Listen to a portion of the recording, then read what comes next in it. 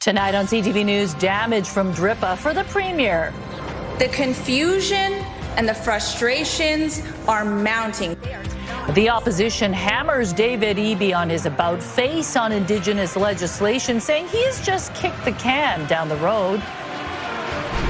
He's more concerned about getting his deputy minister a $14,000 car allowance.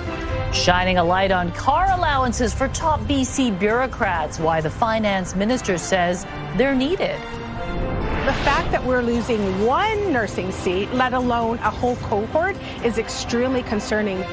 CTV News has learned a local college will not be accepting nursing students in the fall. Why this is happening when there is a desperate need for more nurses.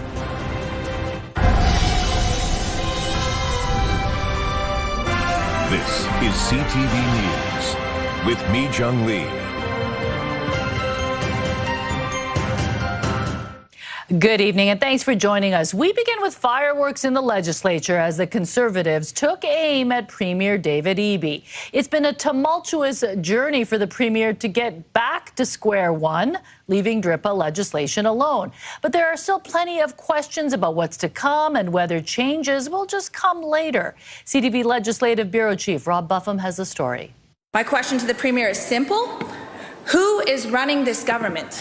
The opposition hammered Premier Eby in Tuesday's question period about his many flip-flops on DRIPA following pressure from First Nations leaders, including his unfulfilled threat to make pausing parts of it a confidence vote. At one point, he was willing to go to an election over these critical amendments. On Monday, Eby said the Attorney General had convinced him to delay pausing parts of the Declaration on the Rights of Indigenous Peoples Act for 6 months, while the NDP and First Nations leaders meet to negotiate. But the opposition points out the Premier had repeatedly said without amendments, DRIPA posed a significant legal liability to BC. He's kicked the can down the road, leaving British Columbia in limbo once again. It is a multiple month delay, but the opportunity to sit down with First Nations to come up with a durable and lasting solution. First Nations leadership embraced the move with relief and happiness. But this Aboriginal law expert says ongoing uncertainty and a willingness to bend to the pressure of First Nations leaders is what the move represents. We've got a government that flip-flops constantly on the issue and has now kicked the can down the road to next fall and seems to be co-governing with undemocratically elected governments. The Attorney General says a long-term solution is the goal, but whether it still involves changing DRIPA somehow is unclear. And I think we're going to get there. We're going to get to that solution that protects the Crown from the liability that we're concerned about. What is clear, the Premier's handling of what he's called the most difficult file of his political career may be causing that career major harm. If that's happening in public, then you can only imagine that it's much more difficult behind the caucus doors. I've been there, I've seen this happen, and it isn't any fun for the leader when it happens. Eby has bought himself 6 months to make a decision on DRIPA. But with no sign First Nations leaders are willing to budge, he may face the same music in the fall. Rob joins us live now from Victoria. And Rob, what else is the opposition saying about DRIPA and the Premier's handling of it? Well, Mi Jung, the BC Conservatives continue to maintain that if they were in government, they would repeal DRIPA in its entirety. They say and point to Indigenous rights that are enshrined in the Constitution. So at this point, we've got a bit of a stalemate here. And as I mentioned earlier, First Nations leaders I spoke to have not indicated they'd be amenable to any kind of changes to DRIPA, even if those happen after significant negotiations leading up to the fall. So it could be a tense half year ahead. Mi Jung. Rob Buffum reporting live from Victoria.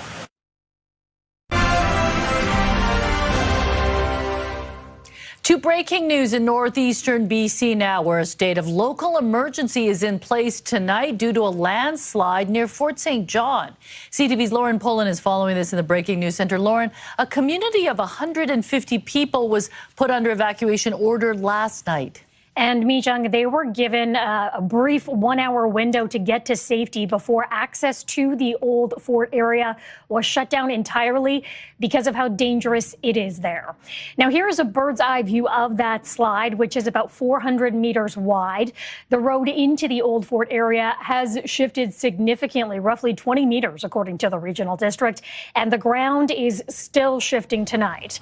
This is the same area where another landslide occurred in 2018. 50 properties are under evacuation order and were put under that order last night, but the regional district says not everybody left their homes. An emergency response center is set up in the heart of Fort St. John.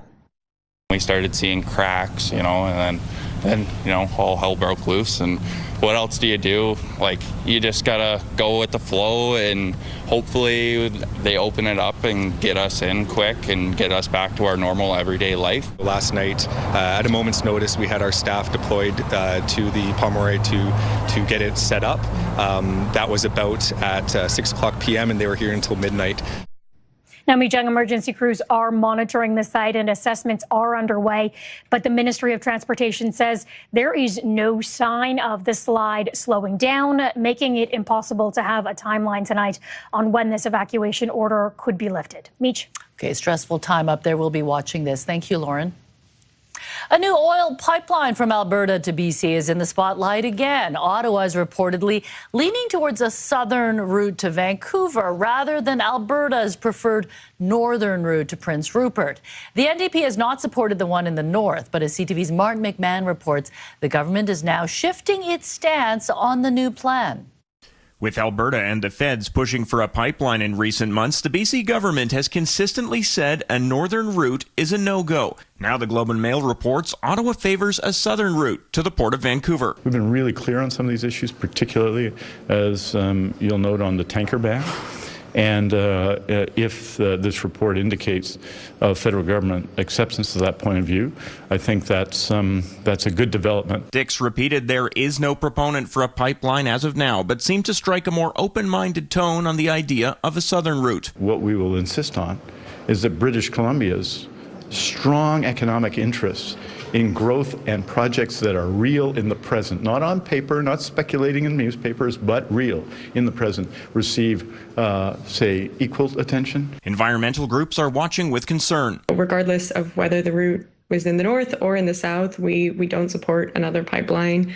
I think there's a lot better uses of our federal dollars and a lot of other projects we could be putting our energy into. I think it's actually telling that we're not seeing proponents come forward asking for a pipeline. They know it's not a good economic risk. And I think the hope is that the burden will fall on the Canadian taxpayers. The Conservatives, meanwhile, believe any pipeline will do. We support a pipeline. We do. And we support probably more than one pipeline. The fact of the matter is that I think British Columbia, I think Canada would be well served with a pipeline in British Columbia. We want the conversation to be about conditions, not about vetoes. And if the technical and the commercial case points to a particular route, then the question for the Premier and for Ottawa and for Edmonton is what it takes to build it well. In November, the Fed signed a memorandum of understanding with Alberta, which laid out the path for building a potential new pipeline through BC. Martin McMahon, CTV News, Vancouver. BC nurses could be headed toward a strike after contract negotiations between the Nurses Union and the Health Employers Association reached an impasse. Negotiations broke down last night with a strike vote expected in the coming weeks. BCNU President Adrian Gear telling CTV News that benefits remain a key sticking point, and the union will now begin consulting with its 55,000 members ahead of the vote. In a statement, the Health Employers Association of BC says it respects the union's right to pause talks, adding that it will remain available to return to the bargaining table and work toward a mutually beneficial agreement. And as we await possible job action by nurses, CTV News has learned that one of the province's nursing programs isn't taking new students this fall. There is plenty of interest, so what is the problem? CTV's Penny Daflos explains.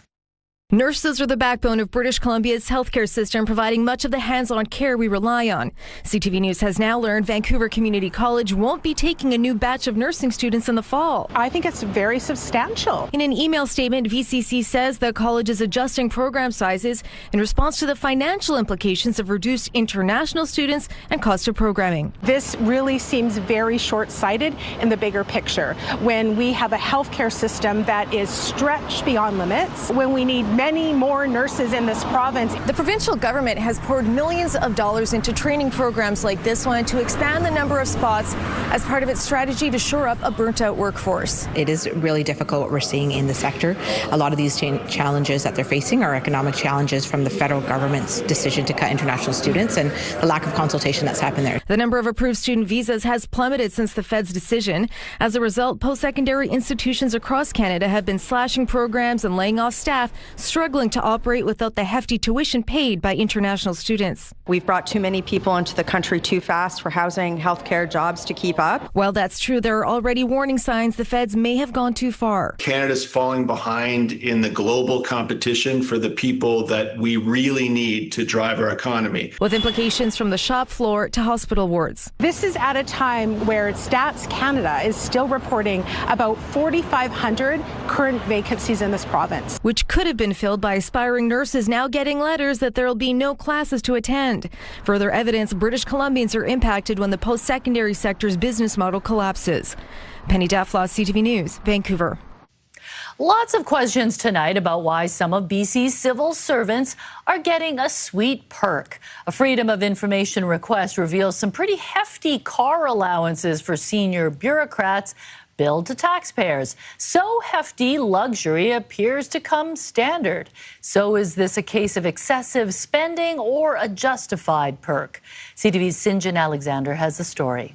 $1,000 a month can get some pretty sweet rides. Entry level for sure, maybe even mid-range. But that kind of monthly lease is out of the question for most British Columbians, unless it seems you work in that building and you're a deputy minister. Mr. Speaker, this government is paying for their deputy ministers to drive six-figure cars while families are losing funding. The Canadian Taxpayers Federation finds they've been charging up to $1,200 a month for Hot Wheels, although the province won't reveal their choice of make or model. Taxpayers deserve to know exactly what kinds of vehicles we're being billed for. We do know a Honda, Kia, or Ford would run about half that allowance, which means there are probably some pretty nice wheels in the parking lot. When the government is promising that they're looking for savings, these overpriced vehicle leases should be an easy place to find those savings. Meanwhile, British Columbians are being told that they need to tighten their belts.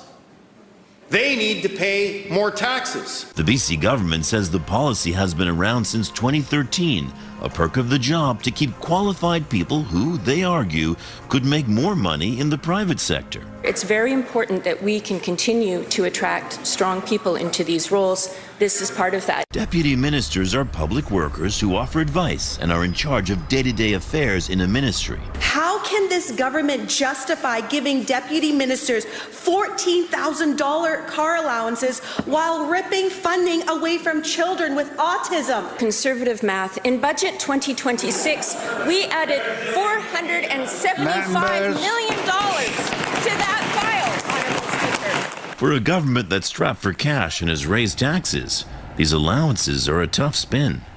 Sinjin Alexander, CTV News, Vancouver. Vancouver Mayor Ken Sim is promising a substantial investment for the city's aging community centres. It's all part of the 4-year capital plan. But as CTV's Isabella Zavarisi reports, some groups are questioning what rec centres he chose to prioritise. Renfrew Community Centre in East Vancouver is one of many aging rec centres that punches above its weight. I'm very happy. It is perfect for me. Despite the positive reviews, the 60-year-old facility is in need of a facelift. In 2022, a park board study identified it as one of 11 community centres in need of upgrades. But a motion coming to council Wednesday to set out the city's 4-year capital plan doesn't even mention it. We are very concerned that we're not following, a major study that was done to resolve this issue about prioritizing renewal. And instead, we have a list that seems to come out of nowhere. The president of the Renfrew Park Community Association says he hoped council would make an informed decision based on the report, adding the Renfrew board, quote, fully disagrees with the mayor and ABC's proposed capital plan. This is what a back to basics, back to community approach looks like. Last week, Mayor Ken Sim announced a $400 million renewal plan for 5 community centres: Dunbar, Kerrisdale, Hastings, Kensington and Roundhouse, which wasn't in the 2022 study. CTV News obtained a staff report published with the new assessment. The 5 community centres earmarked for $400 million are in very poor condition, but also see some of the highest usage in the city. And so really it's based on that. City Councillor Lucy Maloney questions the new direction. We've had no public information about how that list was chosen, what the priorities are, how things were ranked in terms of choosing those.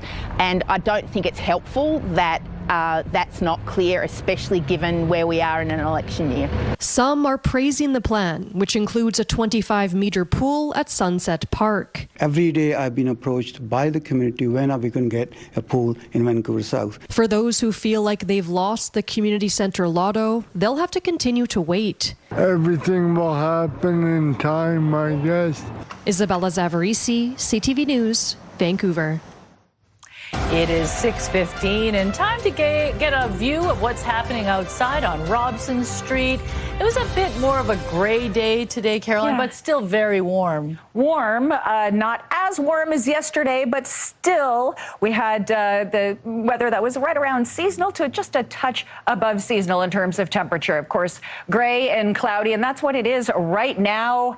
It is 16 degrees in Vancouver, 15 in Burnaby. Again, it's gray out there, but still temperatures hovering right above average, which is about 14 for this time of year, which is what we were going to hit tomorrow. Mix of sun and cloud, but no precipitation. Cloudy tonight. There's still a chance. Here I am again. Still a chance of some scattered showers tonight, but we're heading into a stretch which will feature some higher temperatures, and definitely drier. Yeah, and we were chatting about how it's actually been quite a dry spring. I know, which Where is are not those April good. showers? All right, yes, we do need some of those showers. But I mean, we'll take sunshine. All right, thanks, Caroline. If you are still hoping to score World Cup tickets, there is one more chance. We'll have the details ahead. Also coming up. It wasn't our mud. It didn't come from our lab. We didn't cause it. A month after a devastating mudslide in Coquitlam, an elderly couple is still not back in their home. What the city is saying about whether it will be safe to return. When CTV News at 6 continues, stay with us. An investigation is underway after someone tried to sneak contraband into a Mission prison using a package disguised as a patch of grass. The cleanup and repairs are far from over after heavy rains triggered a mudslide that roared right into this house March 19th. It was terrible. My beautiful little desk was covered with mud and a hole in the wall. In fact, the slide crashed through the doors of Eileen and Tom Dimitrinet's home, leaving mud 4 feet deep inside. My husband found a tree in the front entrance, and there was a log that had made its way in the front entrance and then underneath the stairs. Tom, who is 90, and Eileen, 88, were among the residents of 5 properties airlifted to safety after the slide shut down Pipeline Road. They've since learned their insurance doesn't cover mudslides and they aren't eligible for provincial disaster financial assistance. A statement from the province stating the physical damage from this event does not meet the threshold for broad or extensive damage required under DFA policy. Despite family and friends doing most of the repair work, the seniors will still be out tens of thousands of dollars. At this time of their lives, it's a lot of money. But that may not be the biggest obstacle they face. A preliminary geotechnical report for the city of Coquitlam found that their home would be unsafe to reoccupy without protective works in place to mitigate the risk. They did say uninhabitable, but if you read later on, it says uninhabitable with conditions. And the conditions are that if there's a lot of rainfall, that they have to be diligent about leaving. The city tells CTV that results of the geotechnical report determined the slide originated within an undisturbed area of the Falaka Creek catchment on Crown provincial land. They say the province will be able to advise on next steps to evaluate, control, and monitor risk in the area. The ministry responsible tells CTV it provides funding for disaster mitigation projects, but didn't specify what, if anything, will be done in this area in the future. None of this is reassuring to Tom and Eileen, who've lived on the property for 3 decades, but still don't know when they can return home. It wasn't our mud. It didn't come from our land. We didn't cause it. The Dimitrinites have been staying next door with their daughter-in-law, Jeannie, and her husband, who are also concerned about future slides hitting their own home. Really worried. Something has to be done, or else it will be unsafe for all of us to be here, not just them, but all of us. They say for decades there have been no problems here, but that in the last 9 years there have been 3 slides, the last one being the most serious.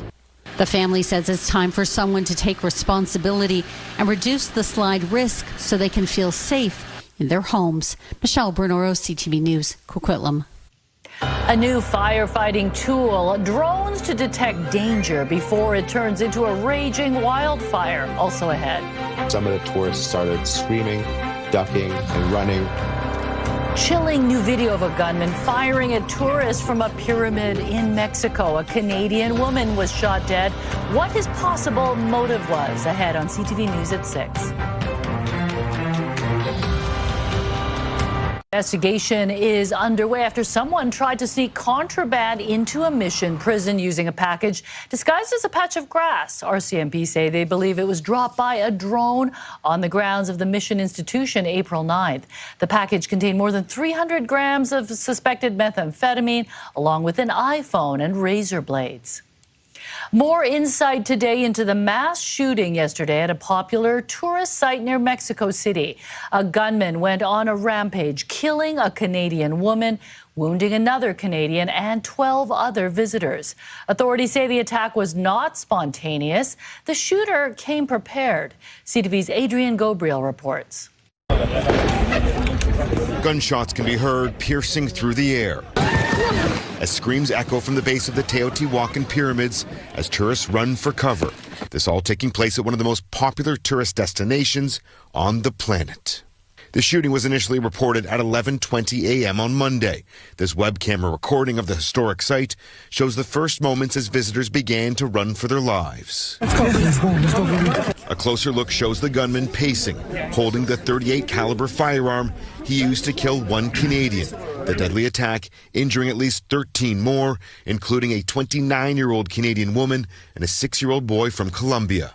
The Teotihuacan pyramids are located here, roughly 45 kilometers northeast of Mexico City, making it a popular day trip from Mexico's capital.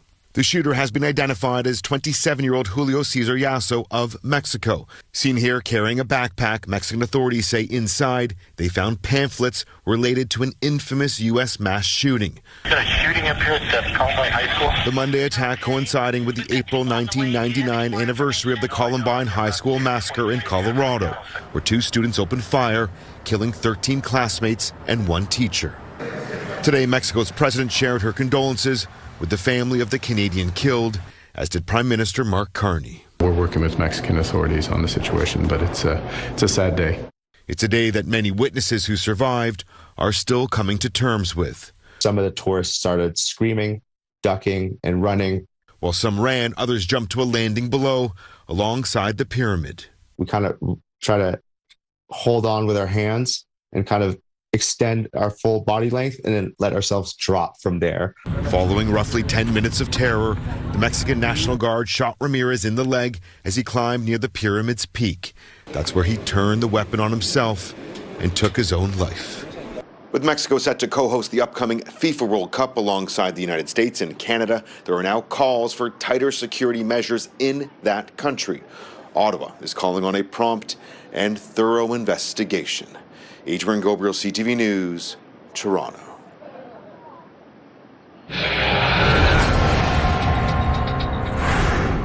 It is is not even May yet, and wildfire season is already underway in parts of our province. With longer seasons and hotter and more destructive fires happening more frequently, technology is playing a bigger role in the firefight. CTV's Ben Milger has more on some BC companies that are leading the way. With communities increasingly under threat from destructive wildfires, new tools to identify and map hotspots can help firefighters douse the flames before they become infernos. Our focus from the beginning has been on how can we deliver better information and data to the firefighters themselves. Back in 2014, Robert Atwood was an initial attack firefighter with the BC Wildfire Service. What he saw on the front lines inspired him to start his own company. I got really excited about drone technology and the way that we thought that could impact firefighting moving forward. We started a company in the back seat of our pump truck, and now 12 years later, it's been our entire professional lives. They call the company Nova. It works with the BC Wildfire Service and internationally from Australia to California, where it helped map last year's destructive Palisades fire. The Wildfire Service says emerging technologies can give crews an early edge.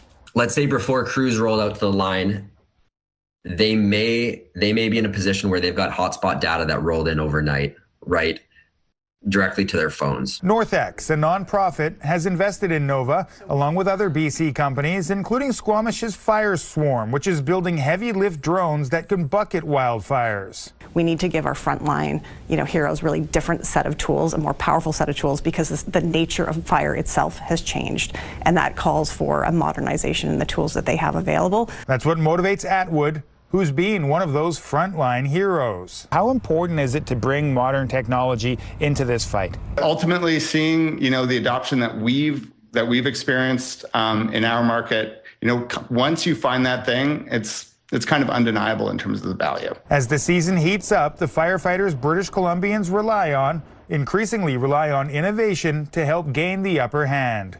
Ben Milger, CTV News, Vancouver. The Coquihalla Highway remains closed northbound between Hope and Merritt after a fiery crash involving a semi. RCMP say the truck was found fully engulfed just after 9 last night near the Coldwater Road exit, sparking a small wildfire. Another part of Canada is sticking with daylight saving time following the lead of BC and Alberta. Also ahead. The grind is just really what gets me inspired. So I'm very happy wearing my shorts already. One of Metro Vancouver's most popular hikes is open for the season. Hikers will enjoy some upgrades to the grouse grind as well. Coming up. Time now for tonight's Skywatch. A WestJet plane taxiing out to the runway at YVR under a hazy, overcast sky on Sea Island. CTV Skywatch is brought to you by Kermac Collision and Autoglass, the name you'll remember when it matters. Kermac cares for kids. You could say it's about time. The Northwest Territories is now following BC's lead in ditching twice-a-year clock changes. Northwest Territories and Alberta currently share the same time zone, and Premier R.J. Simpson says it only made sense to have it stay that way. Alberta Premier Danielle Smith announced yesterday her province will remain on daylight saving time year-round starting this year. With the weather warming up, hikers can once again tackle Mother Nature's Stairmaster as the Grouse Grind in North Vancouver officially reopens to the public. This is my church. This is the way I, sort of meditate, and the outdoors is a special place, especially here. This is amazing. Upgrades made to the Grouse Grind during the off-season include replaced sections of stairs, making it safer for hikers and helping the trail last longer. It had opened earlier this year in February following a brief stretch of above-average temperatures, but was quickly closed again. The trail is now open from 7 a.m. till 6 p.m. daily and will likely be open later throughout the season as daylight hours change. Caroline, have you done the Grouse Grind lately? Not lately, but I have done it. And just watching that footage, I think I pulled a hamstring, but so excited to get back on the grind. Yeah, it is a lot of should I say fun? No, it's a great workout, but it is rewarding when you get to the top. Once you get to the top, you're thinking, oh, that was fine. I can do that again. Yeah, but it's going to be a nice grouse grind weather coming up. Let's take a look at the forecast, shall we? Current temperatures in Vancouver, though, 14 degrees. It's gray out there. It's overcast. There's still, again, I'm going to say it again, chance of showers this evening, but it is relatively mild, 14 degrees, and the winds are calm. What to expect the next 24 hours? Again, the cloudy skies will continue. Partly sunny to start your day tomorrow. You will need your shades. And then we're going to see a mix of sun and cloud. The sun will come, the clouds will enter in, but the big thing, no precipitation as yet. So get those shades ready. You will be needing it. Again, cloudy skies tonight and into tomorrow morning. Here's a look at your morning commutes. A little bit of high cloud cover, but again, the temperatures will be mild. We'll get to that in just a moment. And as the day goes on, the clouds dissipate. Here's mid-afternoon, and as you're heading home, you can see a little bit of cloud cover in the valley, but again, no precipitation in sight. As for the forecast for the North Island tomorrow, Port Hardy, nothing but sunshine. 15 degrees, Campbell River, Comox, mix of sun and cloud, and a high of 17. Mainly cloudy on Tofino, 13 degrees. Port Alberni, you're going to start the day with some fog, but that will, of course, dissipate and turn into a mix of sun and cloud, and a high of 22 degrees. Mainly sunny in Nanaimo, 19. Gulf Islands, Victoria, we'll see some sunny breaks and highs between 16 and 17 degrees. Sunshine Coast, you're going to start off very cloudy, but don't fret. I said fret. The clouds will burn off, and then it will turn into mainly sunny skies and a high of 17 degrees. Sunshine on the sea to sky. Whistler, mainly sunny skies. Squamish, a mix of sun and cloud. Mix of sun and cloud for the lower mainland. Highs between 14 and 17 degrees. Now, Fraser Valley, you could see some showers in the morning, but again, that will dissipate, and you'll see a mix of sun and cloud tomorrow. So it's going to be pretty delightful stretch ahead. Take a look at this. Look at Thursday, Friday, and Saturday. Nothing but sunshine. Look at those temperatures in the mid to high teens. No precipitation in sight, except for possibly tomorrow morning in Fraser Valley. But as quickly as that comes, it goes. So we've got a nice stretch. Yeah, that really feels like early summer, doesn't it? It kind of does, but you never know. April is a funny month, even though we're at the end of it. Yeah, we still have a lot of spring to go. All right, thanks, Caroline. There is one more chance to try to get World Cup tickets. We'll tell you how. Also ahead, TransLink is studying the potential of extending the Broadway subway to UBC, what the latest poll shows about public support. Ahead on CTV News at 6.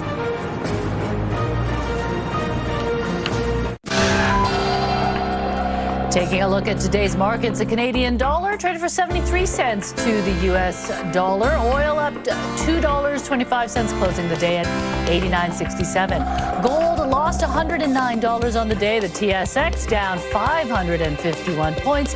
The Dow Jones also went down 293 points. The Millennium Line SkyTrain expansion is set to open later next year, and the end of the line will be nearly 7 kilometers from UBC. But now TransLink is studying whether the line should go all the way to campus. And as CTV's Dimitra Maragos reports, a new poll shows it has that support. This is where the Millennium Line SkyTrain extension is set to stop, here at Broadway and Arbutus.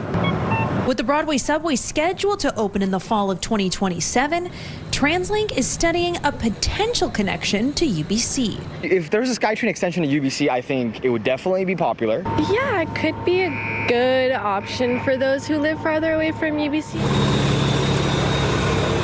A new Research Co poll commissioned by UBC echoes this, with 76% of those surveyed supporting the 7-kilometer extension to the Point Grey campus. I don't think you'll find a better business case for a transportation infrastructure project in North America right now. The university says the extension just makes sense.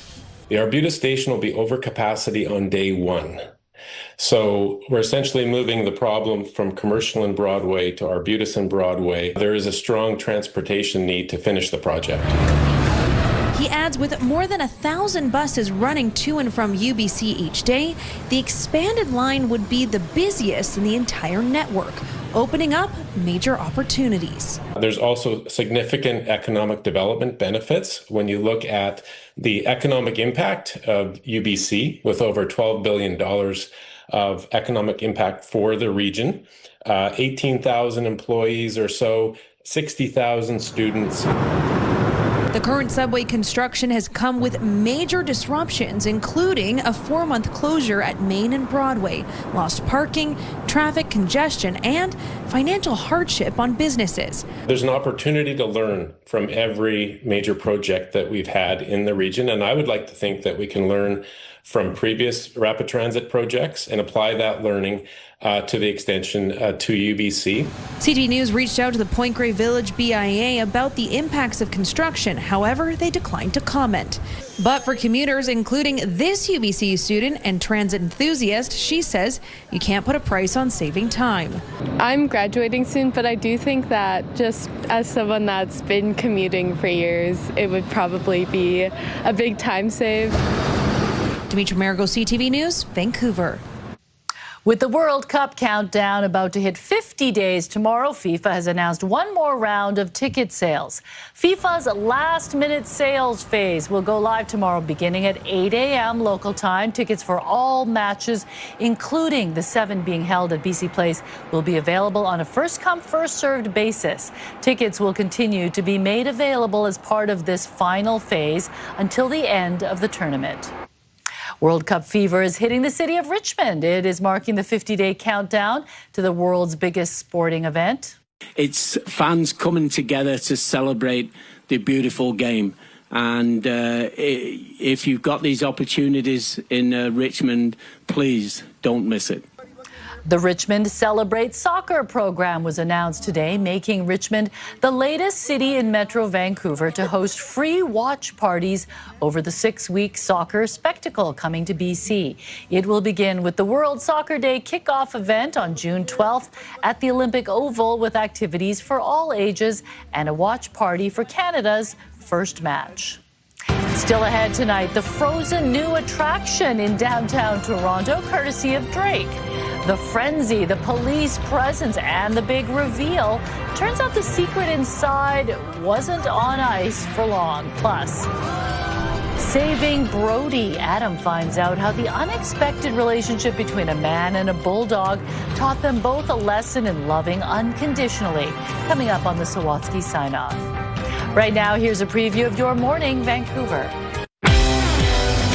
Are you Botoxing your resume to improve your job chances? Wednesday on Your Morning Vancouver, why some applicants are smoothing out their skills to appear more appealing in a competitive job market.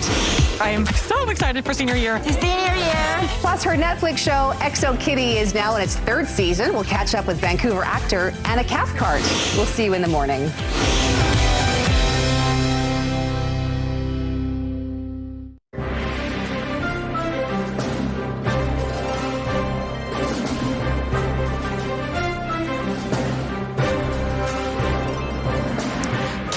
Unfolded after a high-profile stunt by Canadian rapper Drake. Hundreds of fans packed a downtown Toronto street after a mysterious ice sculpture popped up. Somewhere inside this massive ice sculpture is the release date of Drake's next album, titled Iceman. Some fans used sledgehammers, picks, and even fire to chip away at the ice. Police were even called in to help manage the frenzy. I was watching it on Twitter and everything like that yesterday. People trying to burn it, people trying to smash it down. It's awesome. This album, Iceman, has been teased for so long, and everyone's eager to, for it to release. The mystery appeared to thaw somewhat this afternoon after a so-called streamer hammered into the ice and emerged with a blue package. He took off in a vehicle and then later shared the contents online, unveiling the much-anticipated release will be May 15th. However, that date has not yet been confirmed. Should have done it there. Opened it there, not dripping. Yeah, but it seems like everything is very well orchestrated. Yeah. He needed the views, but I mean, now what's the ice going to do now that the date's been released? Just sit there? Yeah, just melt away. And Melt away. In Vancouver, it would have melted pretty quickly today, right? Right. Okay, well, affordability is one of the most challenging issues in our region, and housing prices across Metro Vancouver have been softening just a little lately. But in the luxury housing market, it still costs a fortune for a dream home. Every week on CTV News, we like to take a peek behind the curtain and check out some of the most exotic homes that are up for sale. Tonight on Living Large, we're touring some of the most luxurious listings in the Gulf Islands. Okay, check this out. Classic coastal elegance meets modern designs in the 5,200 square foot home on Salt Spring Island. This nearly $5 million estate features 4 beds, 7 baths, a media room, hot tub, in-home gym, and a private dock with ocean and mountain views. It also features a 750 square foot detached workshop, making it a perfect home for anyone who enjoys working with their hands. Pretty spectacular. I don't think you'd ever want to leave. I think it's okay. How about this? This 3,100 square foot home allows you to live the ultimate Gulf Island lifestyle for just below $3.8 million. This 11-year-old home on Galliano has 4 beds and 3 baths, an incredible patio space, and massive windows to provide great views of the Salish Sea and Mount Baker. The oceanfront rancher is also just a short walk away from the Sturdy's Bay ferry terminal, making it a quick and easy way to get to the mainland. Although, again, why would you want to leave? And my spot would be parked in that Adirondack chair, overlooking right there. And finally, the Point House Estate is an architectural marvel on North Pender Island at a cost of nearly $18 million. This 6,600 square foot home, built in 2022, features 5 beds, 7 baths, and a spectacular Gulf Island set of views. The estate also features a private 50-foot dock at the end of a 260-foot pier, oh my gosh, on 1 kilometer of shoreline, making it perfect to arrive by boat or even seaplane. I would escape in any one of those homes. Yeah. And if you can afford that home, you probably have your own private yacht and seaplane. Yeah. Pretty spectacular, though. Oh, man. Win the lotto. I just wonder who builds these kinds of homes. Who owns that? Aren't you curious? Rich people. Yeah, that's probably accurate. Okay, thanks. Well, just before we get to the Sawatsky sign-off, Lauren, what's coming up tonight? Well, Mijung, we are continuing to track that breaking news out of northeastern BC of the active landslide, which has prompted a local state of emergency near Fort St. John. We'll have the latest on the impacts as officials do report the ground is moving at an even faster pace tonight than when that slide began yesterday. Yeah, pretty scary situation up there. Okay, thanks, Lauren. Finally, Adam finds out how a dog enduring loss taught a Vancouver man about how to love unconditionally and changed his life in the process. On tonight's Sawatsky sign-off.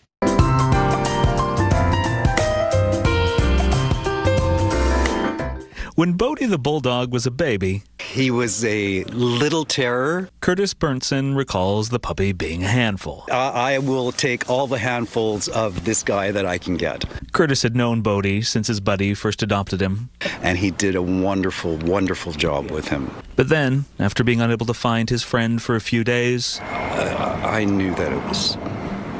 Curtis discovered his friend had died in the van that he and his dog called home, and after searching for Bodie, found he'd been rescued by animal control.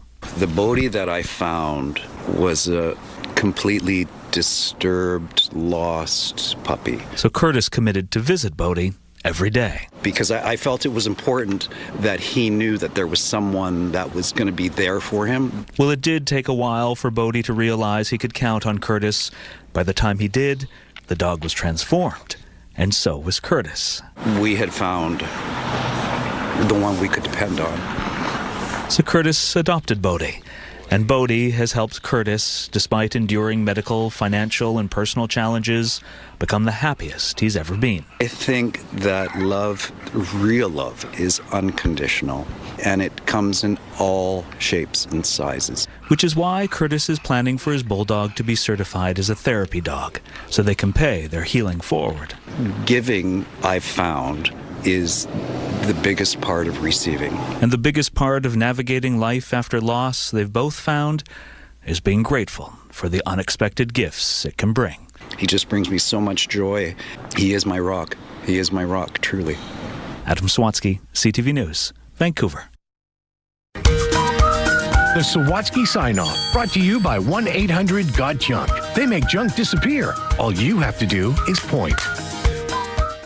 You know, sometimes bulldogs can look quite menacing or scary, but Bodhi, man, that face. It's amazing. The dogs can just sense it, how you feel, what you need, and then they're right there for you. You don't see too many bulldogs, though, that are therapy dogs, right? They're usually Labradors. Lays in his own tail. Go Bodhi. Oh, if only we can get a visit. All right, let's take a look at our scenic snapshot, shall we? Look at that little starfish. Yes, if you look closely, you can see a starfish. Thank you, Patricia, for setting this in. Everyone's leaning in to look. It's there. It's there. Starfish? Starfish in Belcar, bottom right-ish, middle. Okay, it's kind of camouflaged? Camouflage-ish. A little dark. That's okay. If you want to send us your photo, please do. Scenic snapshot at ctv.ca. Yeah, starfish, always intriguing, right? You can't help but look at them. All right, thanks for joining us tonight. Lauren's back tonight at 11:30. Good night.